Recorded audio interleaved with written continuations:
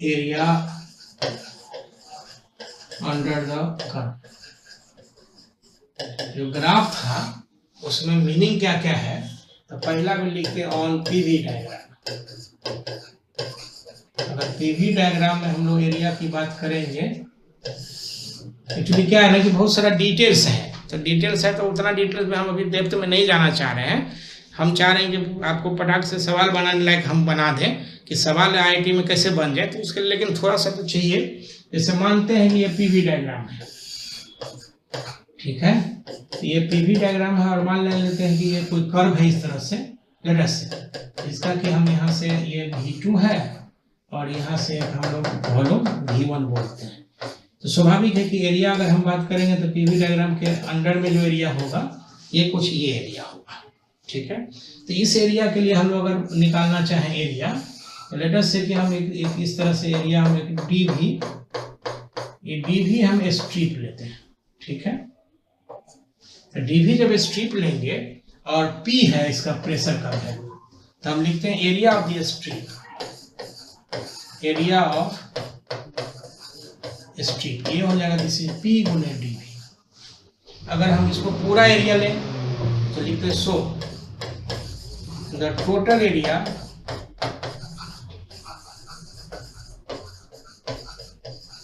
Under the curve, ये लिखेंगे तो इंटीग्रेशन हो जाएगा पी डीवी, ठीक है।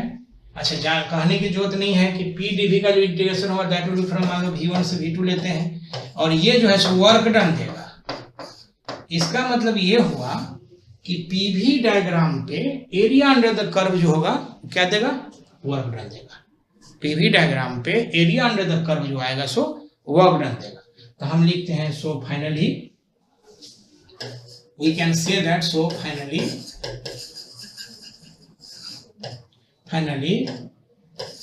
the area under the curve, area under the curve,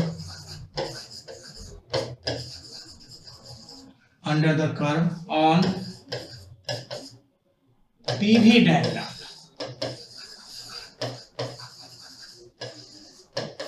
will give the value of work done,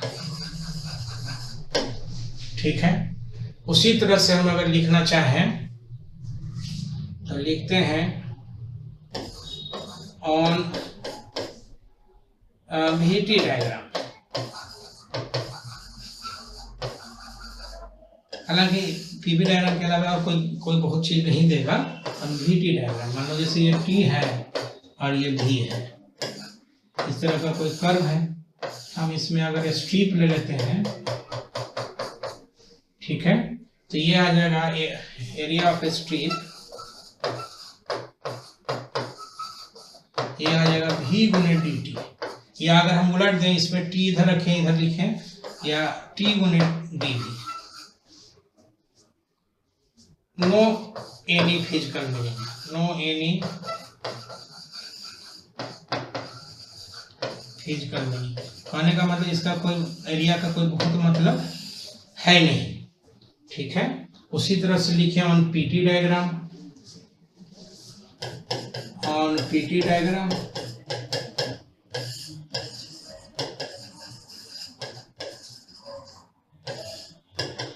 PT diagram में अगर हम लोग बात करना चाहें तो ये मान लीजिए कि T है और ये P है। पीटी डायग्राम में बात करेंगे फिर इस तरह से हम एरिया ले लेंगे अगर, तो ये हो जाएगा P और ये हो जाएगा dt, ठीक है। हम लिखेंगे एरिया ऑफ स्ट्रिप, ये हो जाएगा P गुने dt। So total area, so the total area under curve, ये हो जाए इंटीग्रेशन P गुने dt and no, hence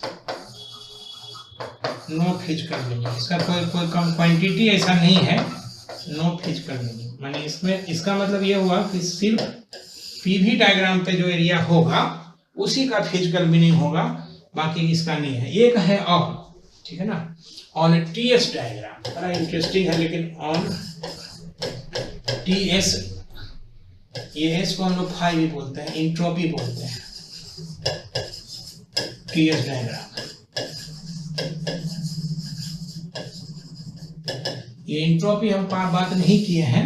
entropy जो है सो पढ़े हो इंट्रोपी केमिस्ट्री में, ऐसे फिजिक्स में भी हल्का सा था लेकिन हम छोड़ दिए हैं। ये टी एस अगर हम लोग बात करें, ये टी एस डायग्राम है। अगर कुछ इस तरह से हम लोग बात करें, ये हो जाएगा टी और ये हो जाएगा एस, टी S1 S2, ठीक है। एरिया ऑफ स्ट्रिप लिखते हैं, ये हो जाएगा टी गुने डी एस। सो टोटल एरिया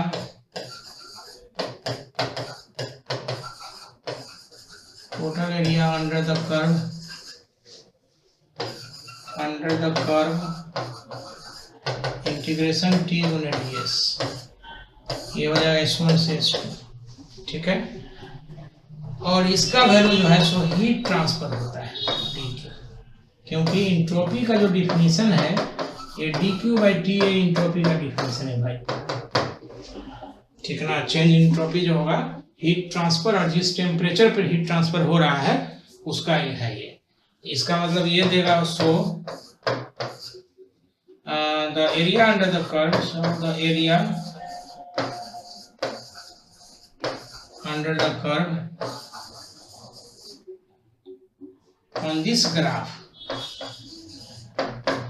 मतलब TS diagram, on this graph gives the total heat transfer,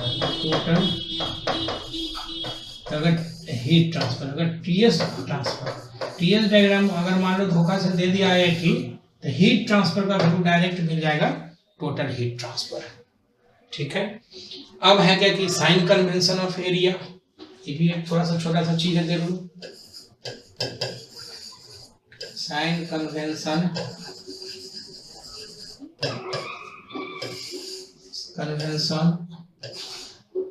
of area और पीवी डायग्राम,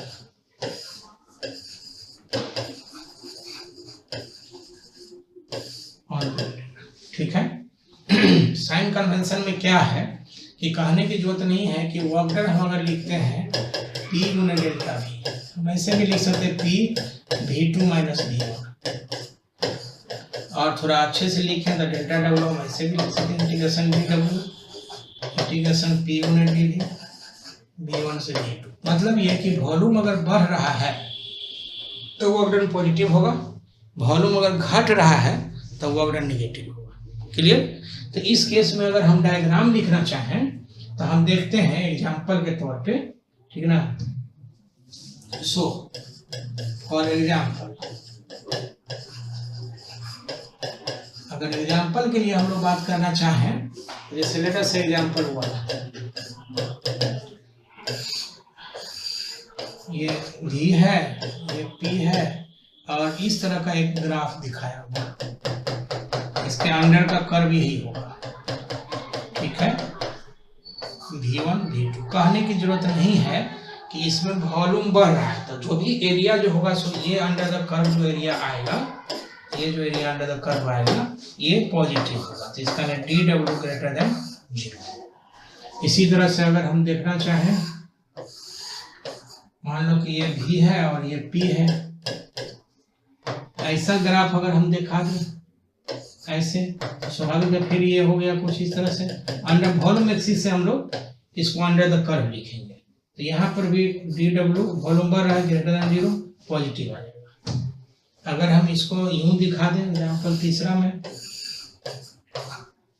V है P है, ये एग्जाम्पल तीसरा, नंबर अपना देते रहना। मान लो यही चीज है, ऐसे आ गया, ठीक है। तो वॉल्यूम घट रहा है, कहने की जरूरत नहीं है कि वो अगर नेगेटिव होगा, ठीक है। या मान लो एग्जांपल जो है सो चौथा, अगर यही कुछ है V है और P है ऐसे, मान लो ऐसे है, इसमें भी वॉल्यूम बढ़ रहा है। ये कहने दिखाई दे रहा है कि यहाँ पे V1 इनिशियल है और तीर लगा हुआ है, तो ये V1 है और V2 है, तो V2 बढ़ गया। इसका वर्क डन जो है सो पॉजिटिव हो जाए, चूंकि एक्सपेंशन हो रहा है।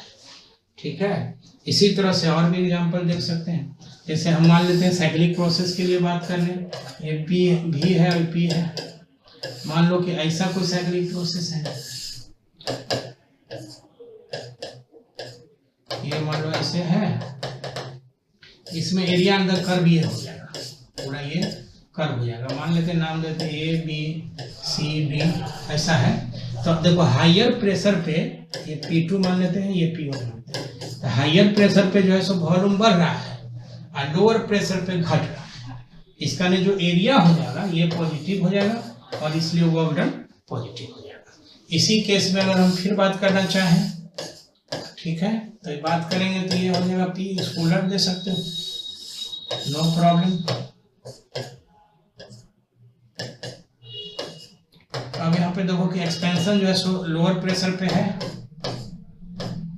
और जो माने ये जो एक्सपेंशन है वॉल्यूम बढ़ रहा है लोअर प्रेशर पे और पॉजिटिव, ये वर्क पॉजिटिव होगा ये, और इसके अंडर का वर्क निगेटिव आ जाएगा। तो इसका ये जो पूरा होगा ये हो जाएगा negative work.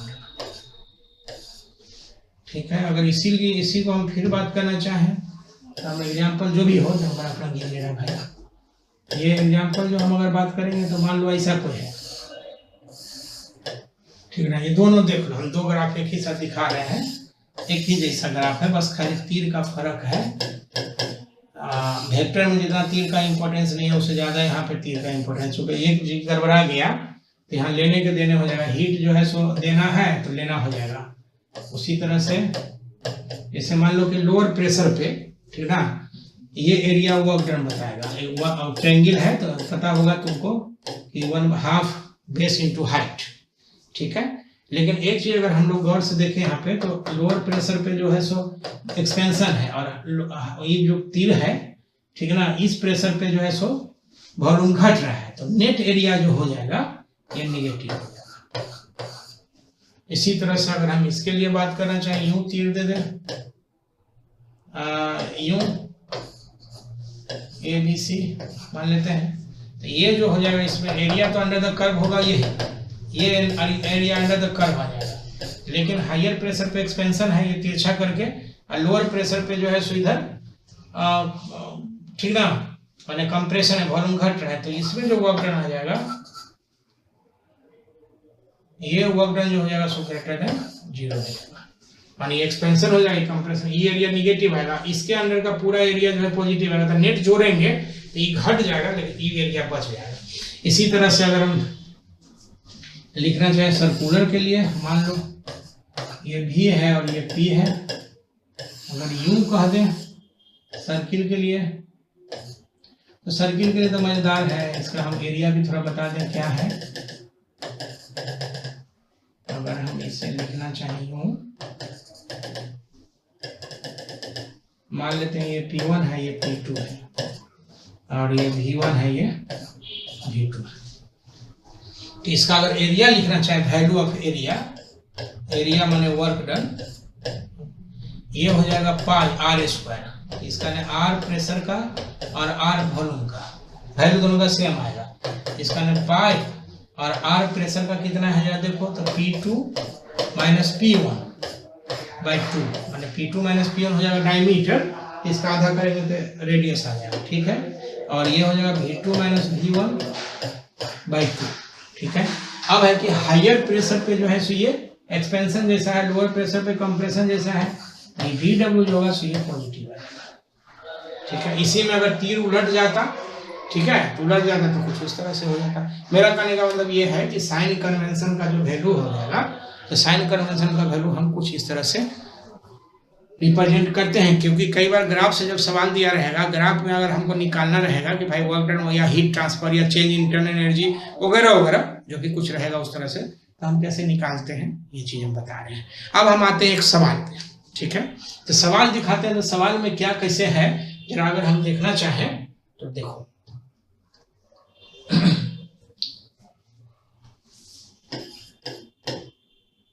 2 moles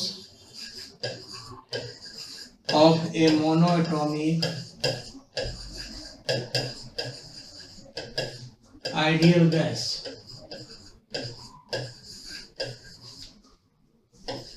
undergo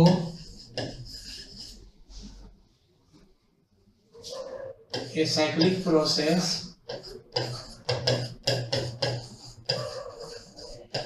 as shown in the figure। ठीक है, मान लो फिगर हम इसमें लिख दें ना, लिखा रहता है बढ़िया सा IIT वगैरह में पीवी डायग्राम। ये पी है, ये भी है। मान लेते हैं कि इस तरह का कोई ग्राफ है, यहाँ ये ए है, ये बी है, सी है, डी है। ये वॉल्यूम जो है सो मीटर क्यूब में दिया हुआ है, कई बार सीसी में भी रहता है तो मीटर क्यूब में कन्वर्ट कर देंगे, नो प्रॉब्लम। ये मान लो कि 0.2, ये 0.4 मीटर क्यूब है, और ये जो है सो किलो न्यूटन पर मीटर स्क्वायर में दिया हुआ है। ठीक है, ये मान लो कि 8 है और ये जो है सो 12 ऐसे लिखा हुआ है। 2 moles of a monoatomic ideal gas undergo a cyclic process as shown in the figure। Figure में दिखाया हुआ है। ठीक है, अब कहता है क्या क्या। ठीक है, तो फाइंड दे करके डैश लिखते हैं। पहला work done in each process,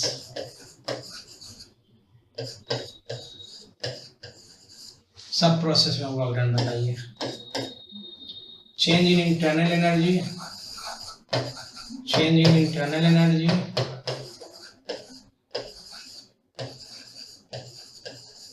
energy in each process.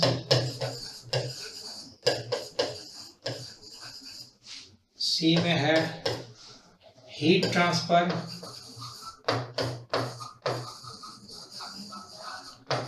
In each process. ठीक है, डी में है मोलर हीट कैपेसिटी, हालांकि इसमें चलो ठीक है, molar heat capacity of each process. E में ड्रॉ पीवी डायग्राम दिया हुआ है। ठीक है, तो कहेगा VT एंड PT डायग्राम।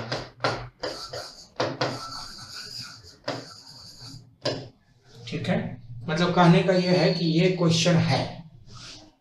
अब इसको मान लो कि हमको बनाना है, छोटा सा सवाल है। ठीक है, तो इसके लिए अगर हम लोग बात करेंगे, ठीक है, तो एक एक हम प्रॉब्लम माने इसमें बात करना चाह रहे हैं। थोड़ा सा डाटा उटा सबको तो याद रखना पड़ेगा। वैल्यू भी दिखाई दे रहा है, तो खैर एनीवे 0.2 0.4 है, 8 है, 12 है। हम एक बार फिर से इसको बनाते हैं, बार बार बनाना पड़ेगा क्योंकि बोर्ड से तो ये जा रहा है।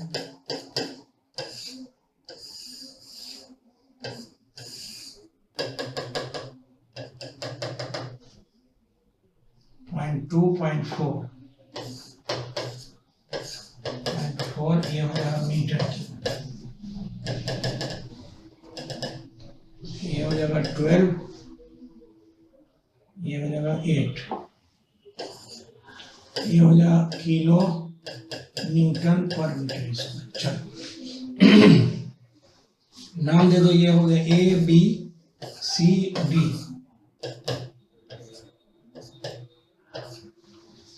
अब इसमें जो है कि ग्राफ बनाने का जो तरीका है, इस तरीका में क्या है कि ग्राफ देख करके ये समझना पड़ेगा कि कौन सा प्रोसेस है। और हम जितना प्रोसेस पढ़ाए हैं उससे ज़्यादा नहीं रहेगा, ये 100 नहीं 200% गारंटी है कि उतने ही प्रोसेस को घुमा फिरा के, जैसे पीवी डायग्राम है ना, तो हो सकता है ये PT डायग्राम हो, हम दिखाएंगे आगे, हो सकता है ये VT डायग्राम हो। ठीक है, तो सब प्रोसेस में उस हिसाब से हम लोग माने जो भी साइकिल दिखाया रहेगा उसको हम लोग उसी हिसाब से प्रोसेस देखेंगे, और सब प्रोसेस का हम work done, change in internal energy, heat transfer, molar heat capacity वगैरह वगैरह, या ग्राफ कैसा होता है, इस सब का हम एक बार बेसिक आइडिया दे दिए हैं। तो हम पहला बनाना चाहते हैं फॉर वर्क ट्रांसफर। ए में फॉर वर्क डन मान लेते हैं, ठीक है। तो हमारा जो सबसे पहला प्रोसेस मान लो ए से बी है, तो हम लिखेंगे डी डब्ल्यू या डेल्टा डब्ल्यू, जो लिखने का मन हो आप लिख सकते हो, कोई बहुत फर्क नहीं पड़ता। ये हो जाएगा ए डेल्टा डब्ल्यू। अब देखो यहाँ पे गौर से कि ये 0.2 है, ये वॉल्यूम कांस्टेंट वाला लाइन है। अब ये कह सकते हो कि हम वॉल्यूम कांस्टेंट कैसे समझेंगे, तो हमको लगता है एडवांस के लिए इतना आइडिया होगा, मैंने वो तो हम बच्चा जैसा जब पढ़ाएंगे तो हम बच्चा के क्लास में तो हम बच्चा बना 11 12 हम इस तरह से कर लेंगे। तो ये अगर वॉल्यूम कांस्टेंट है तो वॉल्यूम कांस्टेंट में वर्क डन 0 होता है, कहने की जरूरत नहीं है। उसी तरह से अगर हम लोग वर्क डन लिखें डेल्टा डब्ल्यू मान लेते हैं बी से सी में, बी से सी में जो है सो यहाँ से क्लियर है, ठीक है। क्लियर क्या है कि वो आइसोबारिक प्रोसेस, आइसोबारिक माने प्रेशर कांस्टेंट है, तो प्रेशर कांस्टेंट में जो वर्क डन होता है ये P गुने डेल्टा V होता है। तो ये हो जाएगा P का मतलब 12 और डेल्टा V का मतलब हो जाएगा 0.4 माइनस 0.2, तो ये हो जाएगा 12 गुने 0.2 किलो माने 10⁻³ जूल, मतलब ये हो जाएगा 2.4 गुने 10⁻³ जूल, ठीक है। हम सिंबॉलिकली भी लिख सकते थे, ज्यादा ठीक होता, लेकिन ये नहीं हुआ। फिर जो है सो डेल्टा डब्ल्यू अगर हम लिख दें सी से D,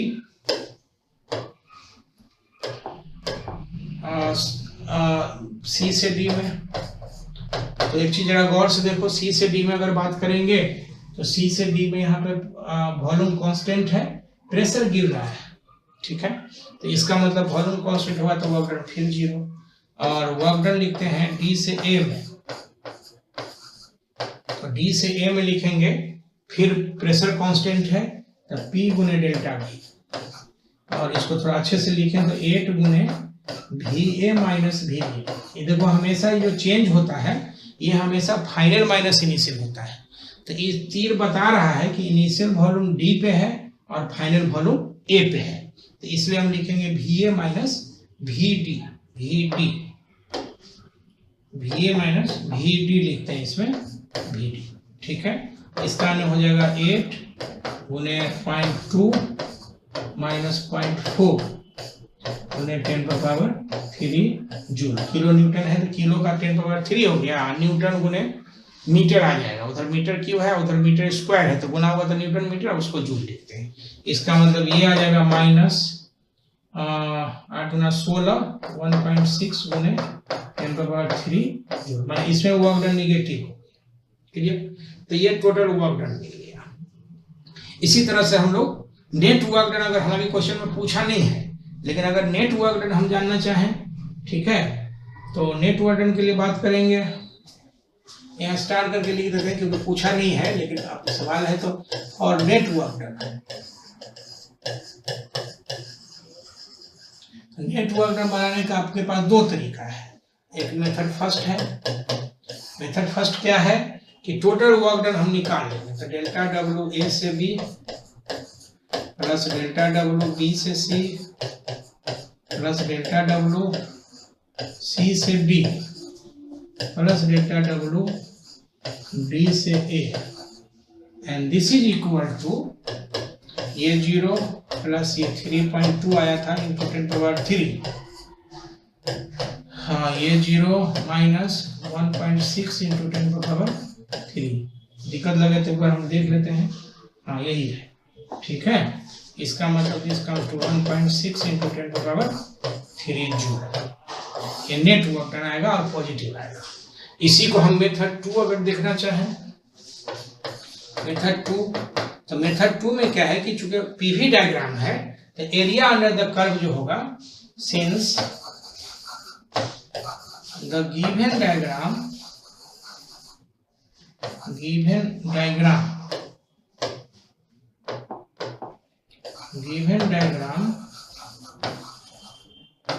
is PV, so the area under the curve, so the area under the curve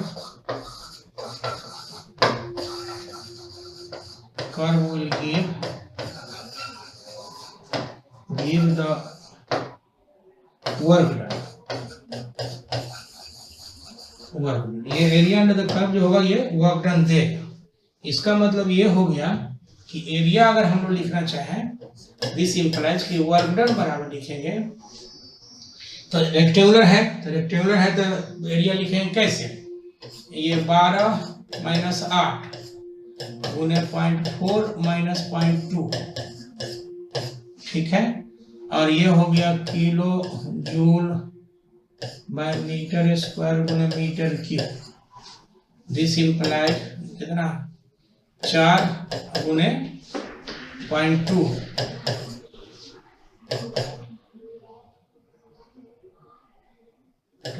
3 joule kilo, sorry ये किलो न्यूटन था ना,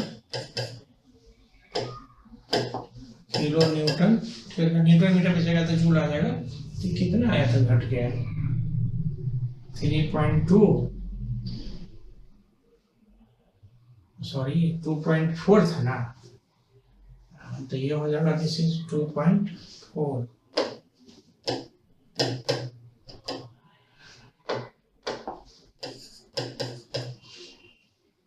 तो ये आ जाएगा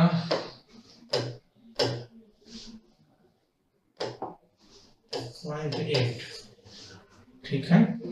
ठीक है, तो ये हो जाए 4 दूना 8 है, दिस इज 0.8 गुने 10⁻³ जूल, और हम ऐसे लिख सकते हैं, ठीक है। अब है कि पॉजिटिव होगा कि निगेटिव होगा, तो इस पे ग्राफ जो दिया हुआ है उस ग्राफ से हम लोग देख लेंगे। अब देखो ग्राफ का क्या है, हायर प्रेशर पे जो है सो एक्सपेंशन है और लोअर प्रेशर पे, तो ये जो एरिया होगा, ठीक है ना, इसको हम यहीं पे दिखा देते हैं, थोड़ा ज्यादा सही रहेगा। और यहाँ पे ठीक है ना, ये हो जाएगा P, ये हो जाएगा P। तो आप जरा देखो बस, इसमें ऐसा ही था, ये ऐसे,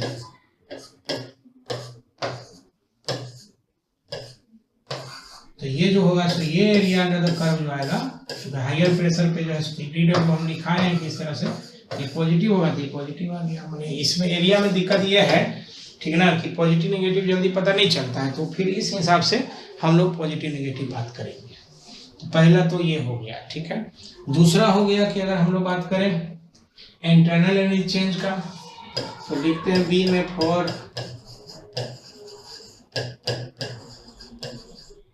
इंटरनल एनर्जी चेंज। तो इंटरनल एनर्जी चेंज के लिए लिखेंगे, फिर एक बार ग्राफ ड्रॉ कर लेते हैं, थोड़ा सुविधा हो जाएगी देख के बनाने में, क्योंकि तो चला जाता है दूसरे पेज में।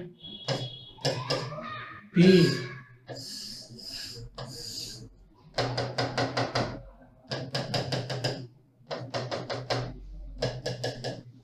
ये था 4, सॉरी ये था 12,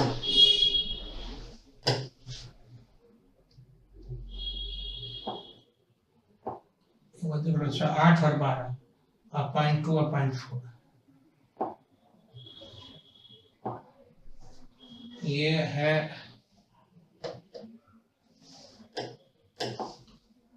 8, 12, 0.2, 0.4,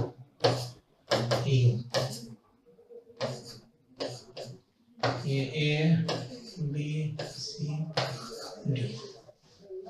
अब इसमें हम लिखते हैं डेल्टा A से B, change in internal energy, इसका मतलब हो जाएगा NCV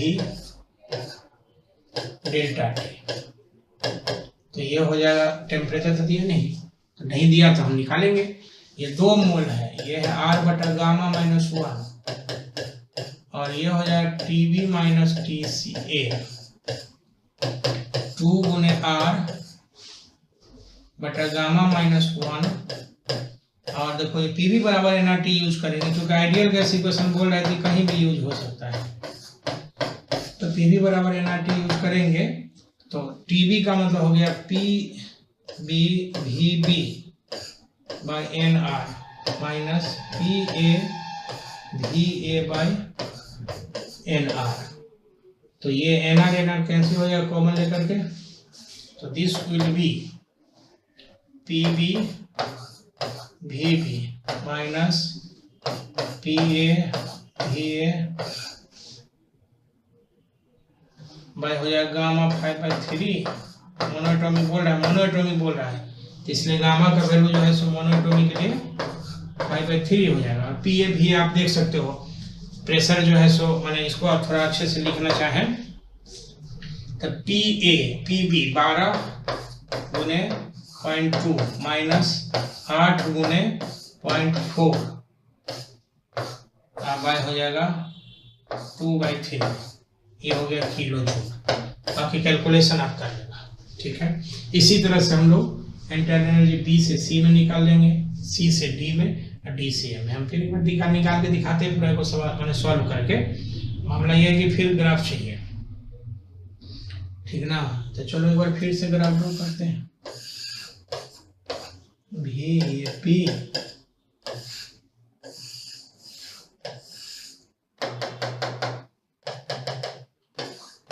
.4 0.2 12 8 kilo newton metre square metre cube.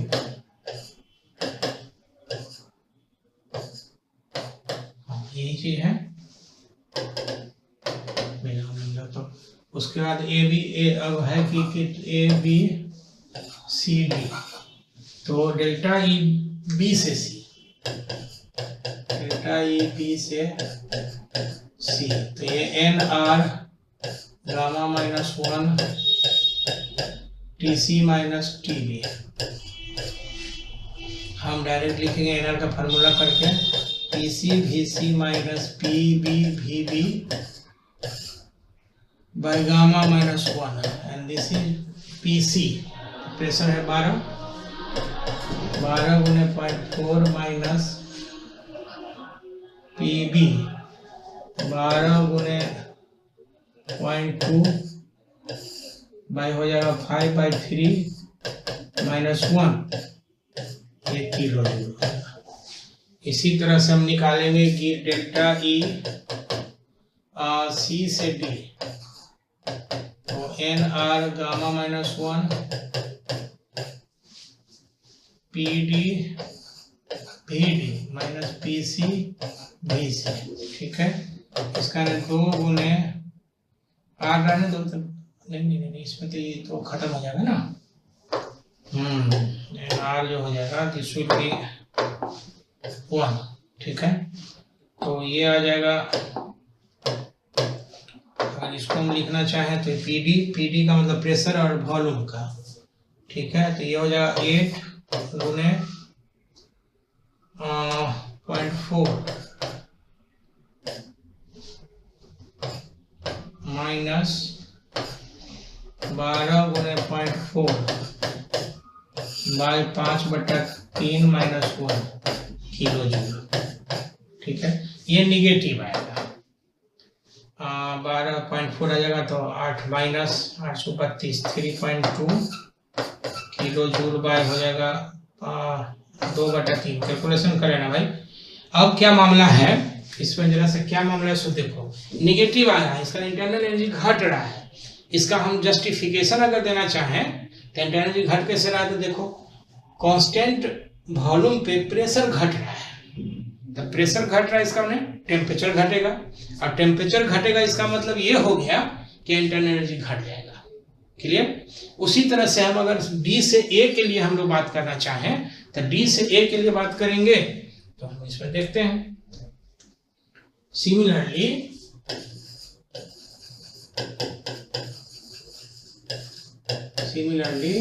Delta E लिखते हैं डी से ए, चेंज इन डेल्टा है पर इस प्रोसेस में, तो ये हो जाएगा N R gamma -1 T A minus T D. इसी को थोड़ा और अच्छे से लिख देंगे तो 1/गामा -1 पी ए भी ए minus P D V D, ठीक है। वैल्यू रखना चाहो तो रख लो, तो 1 हो जाएगा ये 5/3 -1 पी ए था 8 और 0.2 तो 8 गुने 0.2 माइनस पी डी तो 8 गुने 0.4 0 0, ठीक है। ये भी निगेटिव आ गया। निगेटिव क्यों आ गया? तो इसका भी एक्सप्लेनेशन है कि कांस्टेंट प्रेशर पे वॉल्यूम घट रहा है, तो वॉल्यूम घटने का मतलब वो टेम्परेचर घटेगा, तो घटेगा तो ऑब्वियस है कि ये जो है सो निगेटिव आ जाएगा। तीसरा पॉइंट जो था इसमें वो हीट ट्रांसफर था, ठीक है। तो हम सी में लिखते हैं हीट ट्रांसफर को। अच्छा, इसमें हम एक चीज और चाहे तो लिख सकते हैं, कैसे? तो नेट इंटरनल एनर्जी चेंज। तो नेट इंटरनल एनर्जी हालांकि क्वेश्चन में पूछा नहीं है, तो लेकिन थोड़ा सा बता दें क्योंकि पूछता ही है। For net change in internal energy, for net change in internal energy,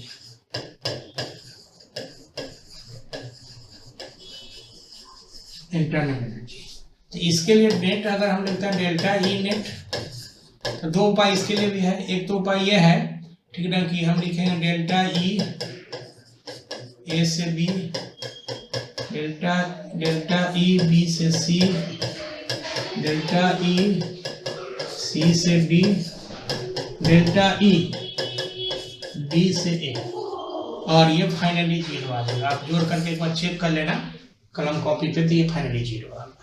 और करके हम ऐसे भी लिखते हैं कि ऐसे लिख रहे डेल्टा ई बराबर 0 for cyclic process. Cyclic process के लिए हम बात किए थे, साइक्लिक प्रोसेस, साइक्लिक प्रोसेस के लिए चेंज इन इंटरनल एनर्जी हमेशा 0 होगा। हम समझते हैं इसमें कोई दिक्कत नहीं है। अब है कि हीट ट्रांसफर के लिए बात करेंगे, तो फॉर हीट ट्रांसफर सी में होगा for heat transfer, heat transfer.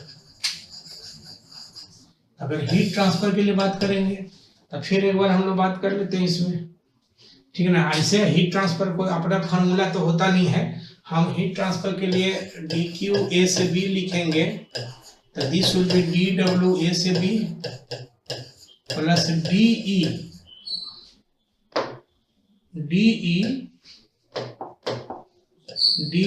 ए से बी। तो इस प्रोसेस में डी डब्ल्यू तो 0 है, डी का वैल्यू जो होगा ए से बी में हम लोग कैलकुलेट किए हैं, एक बार दिखा देते हैं कि क्या है। डी में डी का मतलब ए से बी में है, दिस इज कितना आया? अच्छा, कैलकुलेशन नहीं हुआ, ये हो गया 12 गुना 24, 8 चौक 32।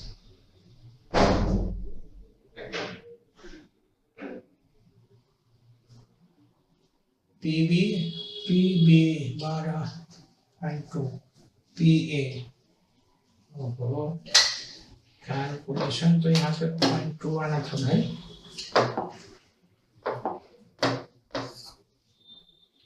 तो हो जाएगा 8, मैंने जो भी होगा इसमें कैलकुलेशन कर लेंगे। 12 में 4 0.8, ठीक ना। 0.8 जो आ जाएगा बाई 2/3,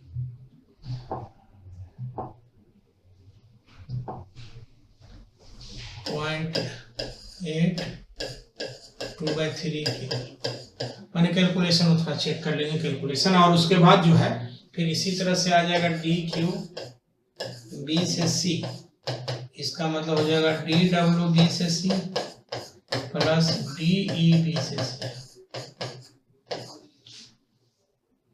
ठीक ना। डी डब्ल्यू का डी दोनों निकाल चुके हैं, डी क्यू सी से डी, डी क्यू सी से डी प्लस डी ई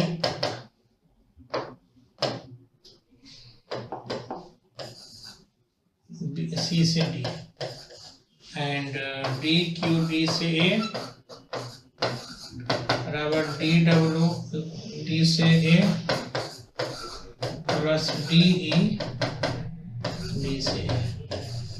अगर क्वेश्चन में कहा दे कि नेट हीट ट्रांसफर निकालिए, तो फॉर, हालांकि क्वेश्चन पूछा नहीं है, और net heat transfer, net heat transfer, net heat transfer में तरीका तो एक ये है, डेल्टा क्यू नेट लिखेंगे, तो लिख देंगे डेल्टा क्यू ए से बी, डेल्टा क्यू बी से सी, डेल्टा क्यू सी से डी, डेल्टा क्यू बी से ए, और जो सब अलग अलग निकाले हैं वो सब जोड़ देंगे। या एक तरीका सबसे आसान है कि from first law of thermodynamics, first law of thermodynamics, तो ये जो टोटल हीट ट्रांसफर था, ये टोटल हीट वर्क ट्रांसफर के बराबर है। इसका डेल्टा डब्ल्यू नेट अगर निकाल लिए, क्योंकि इंटरनल एनर्जी जो चेंज हो जाएगा साइक्लिक प्रोसेस के लिए, and it will be zero. हम इस तरह से निकाल सकते हैं, ठीक है। अब है क्या कि इसका ग्राफ अगर हम लोग बात करना चाहें, ग्राफिकल डी में ग्राफ ड्राइंग, ठीक है ना, तो ग्राफ ड्राइंग लिखते हैं on VT diagram let us. तो पहले हम इस ग्राफ को एक बार ड्रॉ करेंगे फिर से, और ये ग्राफ से ग्राफ है, थोड़ा सा हम लोग प्रिकॉशन और एनालिसिस रखेंगे। मैंने हम कैसे ड्रॉ करते हैं, एक्चुअली हम सवाल बनाना कम, समझाना ज्यादा चाह रहे हैं कि हम आप कैसे बना लोगे, ठीक है ना। तो मान लो कि इस तरह का है, तो पहला प्रोसेस जो है, अगर हम इसको VT डायग्राम पे ड्रॉ करते हैं लेट अस, तो VT डायग्राम पे तो अगर T इधर मान लें, V इधर मान लें, हम इसको TV डायग्राम भी कर सकते हैं, दिखाते हैं। तो अगर हम इसमें देखें तो जरा गौर से देखते हैं कि ये A से B में वॉल्यूम कांस्टेंट है। अच्छा, वॉल्यूम कांस्टेंट है, लेकिन वॉल्यूम का वैल्यू जो है ये 0.2 है, और यहाँ पे एक और वॉल्यूम कांस्टेंट है जिसका वैल्यू 0.4 है। इसका मतलब ये वाला वैल्यू ज्यादा है और ये वाला वैल्यू कम है। तो हम वॉल्यूम कांस्टेंट का 2 लाइन ड्रॉ करेंगे इसमें, पहले 2 लाइन ड्रॉ कर दिए, ठीक है। सिंपल है, ये 0.2 वाला है तो ये 0.2 वाला लाइन आ जाएगा, और ये 0.4 वाला है तो 0.4 वाला आ जाएगा। अब इसमें हम तीर अभी नहीं लगाए हैं, ठीक है। अब है कि अगर हम टेम्परेचर के लिए बात करें तो जरा देखो कि ये जो है सो वॉल्यूम कांस्टेंट वाला लाइन जो है, तो वॉल्यूम कांस्टेंट जो है सो VT डायग्राम पे तो लाइन आ गया। अब है कि प्रेशर कांस्टेंट, तो प्रेशर कांस्टेंट अगर VT डायग्राम पे ड्रॉ करेंगे तो आप देखो आइसोबारिक प्रोसेस में, तो ये ओरिजिन से जाता हुआ एक कर्व है, आप देख लो उसमें बताया हुआ है। तो ओरिजिन से जाता हुआ कर्व है का मतलब ये एक लाइन ये होगा और यहाँ से एक लाइन ये हो जाएगा, ठीक है। इसका मतलब इस ग्राफ को देखो, हम ग्राफ करना मैंने ड्रॉ करना सिखा रहे हैं कि हम कैसे ड्रॉ करेंगे, ठीक है। तो अब क्या है कि तो पहले इसे गलत ड्रॉ हो गया, तो इसको हम थोड़ा ठीक करते हैं। ठीक करते हैं का मतलब ये है, माने इसको हम जो है सो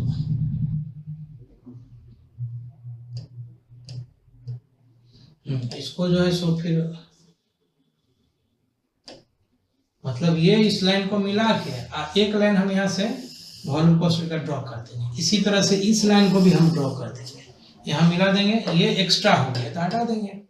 अब है क्या कि इसको मिला दिया, चाहे तो आप ऊपर वाला इसे मिटा सकते हैं, इसमें कोई दिक्कत नहीं। चूंकि एक बार ग्राफ ड्रॉ कर लिए, ठीक ना, उसके बाद जो है सो फिर हम इसको रीअरेंज कर लेंगे, ठीक है।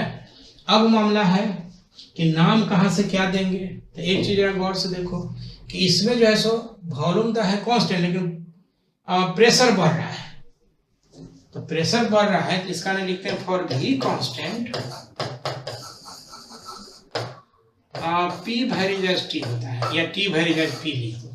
तो प्रेशर अगर बढ़ रहा है इसका टेम्परेचर बढ़ेगा, तो टेम्परेचर बढ़ेगा इसका मतलब ये हो गया, देखो अगर तीर हम इधर लगा देते हैं तो ये टेम्परेचर बढ़ने का है, और अगर हम उल्टा ऐसे लगा देंगे तीर, इसका टेम्परेचर घटने का होगा।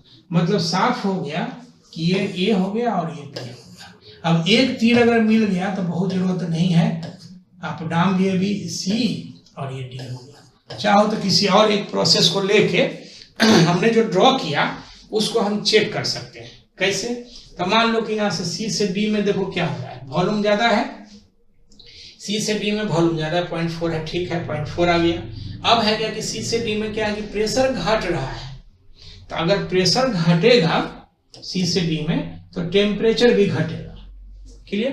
तो प्रेशर घट रहा है तो देखो टेम्परेचर लाइन है तो ये टेम्परेचर घट रहा है, ठीक है। तो हम इस तरह से माने इसका जो है ना PV डायग्राम को हम VT डायग्राम ऐसे ड्रॉ कर सकते। बड़ा मजेदार है, अच्छा लगता है। मतलब एनालिसिस अगर करोगे अपने से तो बड़ा अच्छा है कि एनालिसिस हम लोग कैसे, इसी को हम लोग ऐसे भी कर सकते हैं कि इसको टी इधर कर दें, आप भी इधर कर दें, तो जरा एक बार देखो अगर आप कैसा होता है। हालांकि बहुत फर्क उससे नहीं पड़ेगा, लेकिन एक बार हम दिखाना चाहते हैं, क्योंकि IIT में कोई जरूरी नहीं है कि मतलब VT वैसा ही हो सकता है TV हो जाए। तो TV जब हो जाएगा तो फिर उस हिसाब से बात करते हैं, तो देखते हैं। फिर एक बार हम इस PV डायग्राम को चुने, इसी को देख देख के ड्रॉ करना है, तो ये सामने रहना चाहिए। मतलब कोई ऐसा भी नहीं है कि हम कोई क्वेश्चन 5 को रट के आ करके तब पढ़ा रहे हैं, ठीक ना। तो इसलिए हमको भी चाहिए सामने में, तभी हम एनालिसिस करके ड्रॉ कर सकते हैं, ठीक ना। और मजेदार बात यह है कि क्वेश्चन आप जैसे सारा क्वेश्चन माने हम लोग अपने से फ्रेम करते हैं, क्वेश्चन बना हुआ नहीं रहता है, ठीक ना। मैंने कहीं से लिख के नहीं लाते कि आंसर भी रहेगा, तो आंसर कैलकुलेशन आप कर सकते हो। मैथमेटिक्स का स्टूडेंट हो, it is desired and required कि you can solve and you can reach to the final numerical answer. अब हम क्या कर रहे हैं कि इसको अगर हम लोग बात करना चाहें तो हम TV डायग्राम ड्रॉ करते हैं, T और V।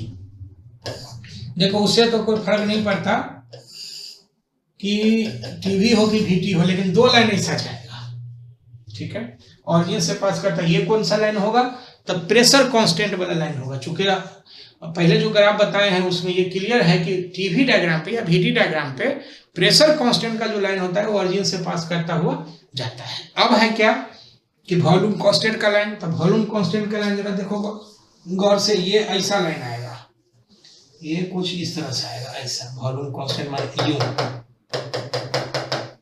जो एक्स्ट्रा है उसको तुम हटा सकते हो चाहो तो, देखो एक्स्ट्रा हम इसको हटाते हैं, ठीक है। अब है क्या कि इसमें हमको नाम कैसे देंगे, ठीक है। और दूसरा ये है कि मतलब तीर कैसे लगाएंगे, मतलब किधर से तीर लगेगा, साइकिल माने क्लॉकवाइज एंटी क्लॉकवाइज कैसे लगेगा तीर, ये अगर देखना हो तो सिंपल सा सिचुएशन ये है कि आप एक चीज कोई भी एक प्रोसेस ले लो। जैसे देखो ये जो है सो 0.2 वाला प्रोसेस है, हम अगर देखें तो 0.2 है वॉल्यूम का वैल्यू और ये 0.4 का है, ठीक है। तो 0.2 का मैंने यहाँ ये 0.2 हो जाएगा और ये 0.4 हो जाएगा। जो वॉल्यूम कम वाला वॉल्यूम लाइन पे एक्सिस पे क्लियर है। अब है क्या कि अब या तो ये A से B ऊपर की तरफ होगा या A से B नीचे की तरफ होगा। तो आप देख लो कि A से B में क्या है, प्रेशर बढ़ रहा है। तो फिर हम एक बार लिखते हैं फॉर V कांस्टेंट, V अगर हम कांस्टेंट लिखते हैं तो P वेरिएबल T होता है। इसका ना प्रेशर बढ़ेगा तो टेम्परेचर बढ़ेगा। इसका ना A से B में ये U A से B हो जाएगा, A B C D U, ये C ये हो जाएगा D। हमारा कहने का सेंस ये है कि बहुत डिफिकल्ट नहीं है, थोड़ा सा अंडरस्टैंडिंग चाहिए। और ये भी नहीं है कि आप अगर ग्राफ रट के चले गए, मान लीजिए इसका ग्राफ आप रट लिए कैसे होगा, अब VT पे रट लिए, TV पूछ दिया, लेने के देने हो जाएगा। तो इसलिए आपको समझना इस क्वेश्चन को इम्पोर्टेंट है। और इसलिए मैं दावे कर रहा हूँ कि अगर मैं जिस तरह से पढ़ा रहा हूँ, अगर ऐसे आप एनालिसिस करके पढ़ लिए तो गारंटी है सवाल बनेगा। हम बताएंगे आगे अभी, ठीक ना। इसलिए बहुत परेशान होने की जरूरत नहीं है, फिजिक्स के लिए परेशान होने की जरूरत नहीं है जब तक मैं। नाउ हम एक बार आप इसको PT डायग्राम देख लेते हैं। तो लिखते हैं on PT diagram, on PT diagram. तो अब PT डायग्राम पे देखेंगे, फिर एक बार ग्राफ हमको ड्रॉ करना पड़ेगा। ये हो गया V, ये हो गया P, कुछ ऐसा ग्राफ है, ये A B C D। इस वैल्यू की बहुत जरूरत नहीं है, लेकिन खैर एनीवे PT डायग्राम में हम लोग क्या करते हैं कि हम इसी में 2 डायग्राम ड्रॉ करते हैं, ठीक ना। छोटे छोटे थोड़ा सा डायग्राम, इसको T बोल देते हैं, इसको P बोल देते हैं। अब एक चीज आप गौर से देखो कि PT डायग्राम में माने ये चीज V गायब है, तो इसमें V गायब है, तो ये ऑरिजिन से पास करता हुआ 2 स्ट्रेट लाइन होगा, क्योंकि वॉल्यूम कांस्टेंट वाला लाइन है। तो हम यहाँ से अगर लेंगे तो ऑरिजिन से पास करता हुआ 2 स्ट्रेट लाइन ले लेते हैं। देखिए टेम्परेचर कांस्टेंट का नहीं है इसमें लाइन, लेकिन प्रेशर कांस्टेंट का लाइन है। तो प्रेशर कांस्टेंट का लाइन होगा तो 2 प्रेशर कांस्टेंट का लाइन हम इसमें ड्रॉ कर दिए इस तरह से। जो एक्स्ट्रा है आप चाहो तो रहने दो, नहीं तो चाहो तो उसको मिटा दो, तो मिटा देते हैं। हम देखते हैं इधर से, ये जो है सो एक्स्ट्रा यूं मिट गया, यहाँ से ये एक्स्ट्रा जो है सो ये मिट गया। अब क्या है इसमें, ठीक है ना, कि नाम इसका कैसे देंगे और माने तीर किधर रहेगा, ठीक है। तो हम प्रेशर के लिए लाइन एगो देखो प्रेशर कांस्टेंट था, नीचे वाला प्रेशर है तो पॉइंट ए है, ये तो पॉइंट ए हो गया डिफाइंड प्रेशर का, और ये हायर प्रेशर हो गया, ये पॉइंट हो गया बी, ये तो बी हो गया, क्योंकि देखो यहाँ प्रेशर जो है यहाँ पे, ठीक है ना, यहाँ लोअर प्रेशर पे है, ये हायर प्रेशर पे है, तो यहाँ पे प्रेशर कांस्टेंट वाला ये दो लाइन हुआ, तो ये लोअर पे हो गया, ये हायर पे हो गया। अब मामला क्या है कि अगर ये हो गया ए और ये बी, तब तो ऐसे भी हम लोग सी और डी कर सकते हैं, नो प्रॉब्लम। तो सी और डी करेंगे, ठीक है, तो सिंपल है कि ये आ जाएगा तीर, अब तीर भी तो अपने आप लग जाएगा, अभी भी सी डी मिल गया।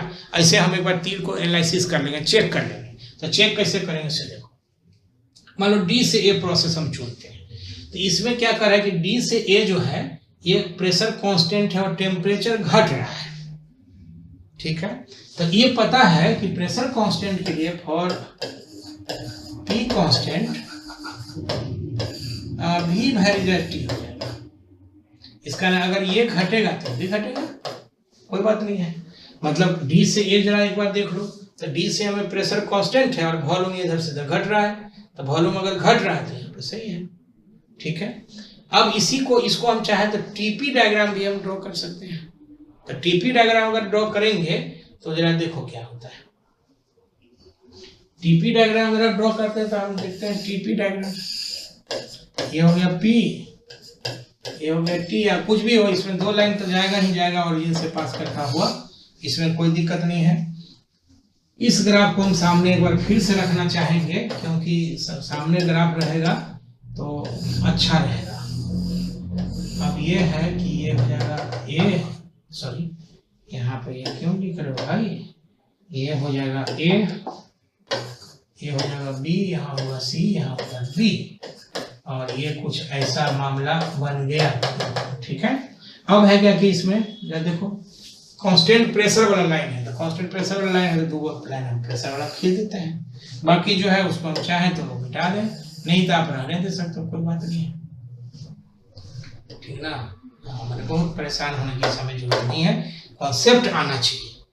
अब क्या है कि इसमें प्रेशर का जो है सो ये दो लाइन है, प्रेशर ये, प्रेशर ये, ठीक है।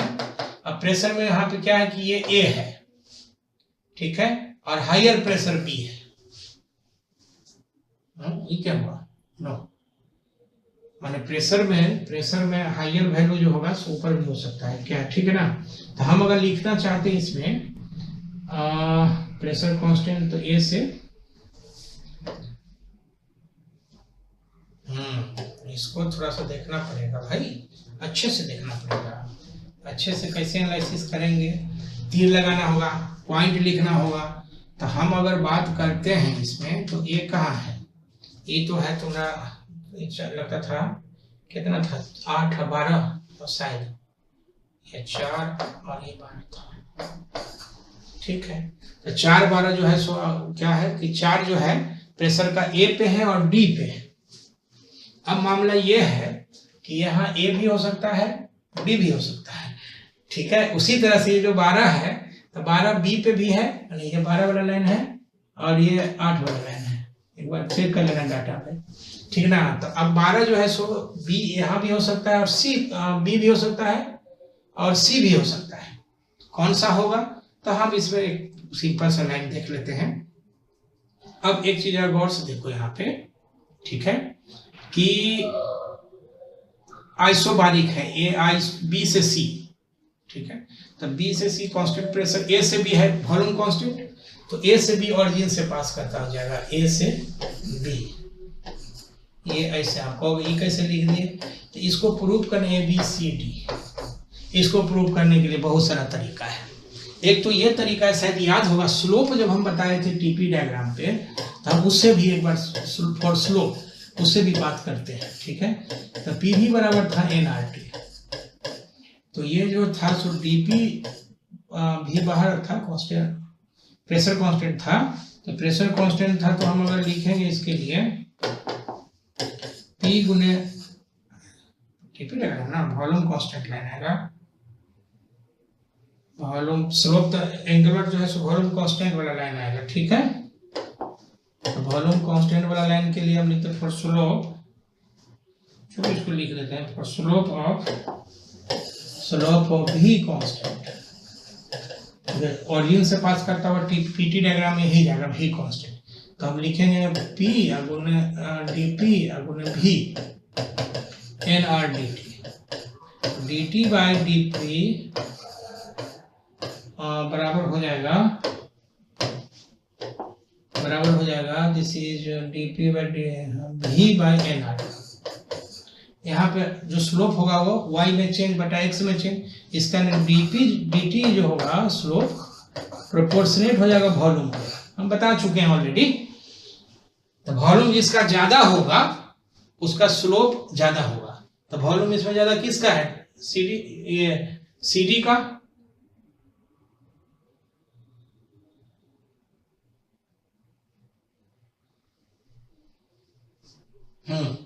तो वॉल्यूम अगर ज्यादा है CD का तो हम लोगों का ये जो आ जाएगा सो C से D में क्या है? C से D में जो है सो प्रेशर घटा, टेम्परेचर घटेगा। तो C से D में टेम्परेचर घट रहा है, लेकिन वॉल्यूम ज्यादा है तो स्लोप भी ज्यादा होगा। दिस इम्प्लाइज कि इसमें जो तीर लग गया, ये तीर लग गया गड़बड़ क्या लग गया? C से D ऐसे होगा भाई। इसीलिए बोलते हैं कि थोड़ा एनालिसिस जरूरी है। हाँ, ये हो जाएगा C से D A D।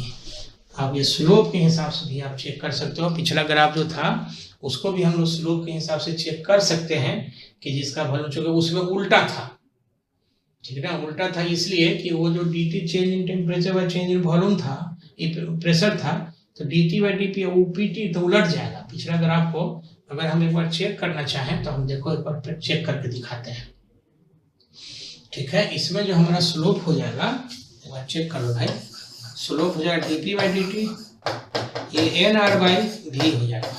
इसका स्लोप जो होगा dp by dt proportionate 1 by v, माने इनवर्सली प्रोपोर्शनल। जिसका वॉल्यूम ज्यादा होगा उसका स्लोप कम होगा। तो स्लोप देखो वॉल्यूम किसका ज्यादा है? C से D वाला प्रोसेस का, तो इसका स्लोप कम है। देखो ये ठीक है, ये ग्राफ सही ड्रॉ किया हुआ है, ये इसका यूं है, ठीक ना। तो C से D हो गया। बाकी C से D में अगर देखना चाहें क्या देख सकते हैं? तो टेम्परेचर घट रहा है, तो इसमें प्रेशर घट रहा है तो टेम्परेचर घट रहा है। मतलब ये मोटा मोटी डिस्कशन है। और हम जब बात कर रहे हैं तो हम इस तरह से बात इसलिए करना चाह रहे हैं कि आपको हम सिखा दें, ठीक है ना। सिखाने का से फायदा क्या होगा ना कि आप खुद भी पॉइंट्स देख के एनालिसिस कर सकते हो कि हमको किस जगह पे कैसे पढ़ना है, किस जगह पे कैसे सवाल। और 3-4 सवाल अगर हम ऐसा बता दिए तो ये गारंटी है कि एनालिसिस का तरीका आ जाएगा। अगर एनालिसिस का तरीका आ गया तो मामला खत्म हो जाएगा। और हम ये उम्मीद करते हैं कि सवाल समझ में आया होगा। फिर हम दूसरा सवाल करेंगे, तीसरा सवाल करेंगे, तो देखते हैं उसमें सवाल का कैसे क्या होता है। Thank you.